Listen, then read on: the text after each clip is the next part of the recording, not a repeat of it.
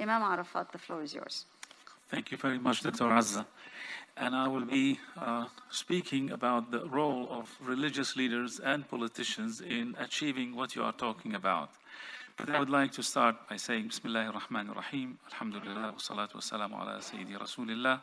I would like to thank the Republic of Kazakhstan and the President of the Republic of Kazakhstan for hosting such an important and needed international event today. I also would like to thank the Ambassador of Kazakhstan in Washington, D.C., and his staff for the excellent coordination with those of us coming from the U.S. to attend this important Congress held in this great country of Kazakhstan. Again, my talk is about responsibility of religious leaders and politicians in countering terrorism and extremism. These responsibilities of religious leaders and politicians are intertwined and cannot be separated when it comes to countering terrorism and extremism, as both authorities work in sync with each other, rather than compete with one another for recognition. The outcome will be nothing less than success. We read in the Holy Quran that securing the peace and tranquility of our society, country, and our world is the responsibility of all of us. Muslims and non-Muslims have to join hands to achieve this, as we read in Surah Al-Ma'idah, chapter number 5, verse number 2, وَتَعَاوَنُوا عَلَى الْبِرِّ وَالتَّقْوَى وَلَا تَعَاوَنُوا عَلَى الْإِثْمِ وَالْعُدْوَانِ, and help one another in furthering virtue and God consciousness, and do not help one another in furthering the evil and enmity. In addition to peace building and conflict resolution and mediation, since the late 70s, we began seeing the increasing role of religions in wars and conflicts. Religious actors have become more visible on the international world theater. The concept of counterterrorism became more commonly used worldwide. But when the terrorist events of 9/11 in 2001 took place in the US, many things changed completely. As the quote-unquote war on terrorism started taking shape in the early 2000s, America's foreign policy and politicians started to shift more toward engaging religious actors in its approach to public diplomacy. In 2005 till today, I myself and others in the US became part of this global approach started by politicians. Due to this, I saw an increased interest from many Muslim communities around the world, which was mixed with suspicion. That was when they saw cultural missions in various US embassies holding programs about Muslim life in America, interfaith diversity and pluralism in America, and the positive role of American Muslims in daily life in the US. This is the responsibility of imams, actually, and religious leaders to hold such events and activities around the world. I found that from politicians strengthens the work of religious leaders, despite the quote-unquote feeling of distrust within the Muslim communities in some countries. In 2014, the Office of Religion and Global Engagement was established at the State Department. It was meant to promote and engage the religious actors around the world in countering extremism and terrorism.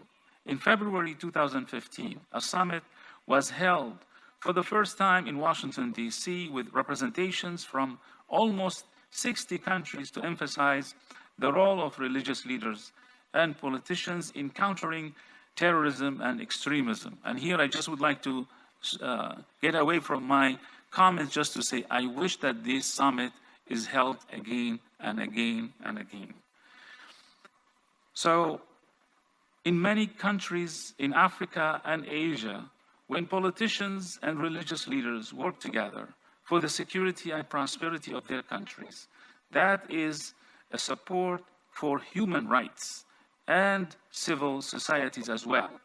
The work of these civil societies represents and reflects the views of diverse faith and cultural and community leaders in each society. The collaboration between religious leaders and politicians will help policymakers better understand how to effectively engage religious ideas, actors, and institutions as part of this endeavor. This kind of alliance between religious leaders and politicians is important and necessary. When this is absent, distrust is created. So regular meetings and interactions are helpful to provide opportunities for sharing what is in one's heart and on one's mind, which enables all stakeholders to remain on the same page and strengthen public diplomacy and outreach for peace building. Effectiveness increases when two things happen. Number one, both politicians and religious leaders are open to comments and constructive criticism from each other. Number two, politicians do not use religious leaders only to issue statements or fatwas to condemn a particular act, but without, number one, preparing a strategic development program that helps religious schools to observe, experience, and discuss global challenges and changes today. Number two, teaching young religious leader graduates how to preach peace and harmony locally and globally in the age of social media. It is unfortunate to see increasing and intensifying acts of terrorism, extremism, intolerance, and violence based on religion against persons belonging to religious minorities around the world. It is the responsibility of politicians and religious leaders today to provide the proper updated training, and I will say it one more time, training and reforms to allow the needed collaboration to stand together against such violence. As I write this note, we have begun seeing the increasing use of violence and terrorism often being blessed by religious justifications to pursue political agendas in many countries. Politicians and religious leaders need to come to some agreement and emphasize the global agenda that is mutually beneficial for everyone, that is based on mercy and compassion.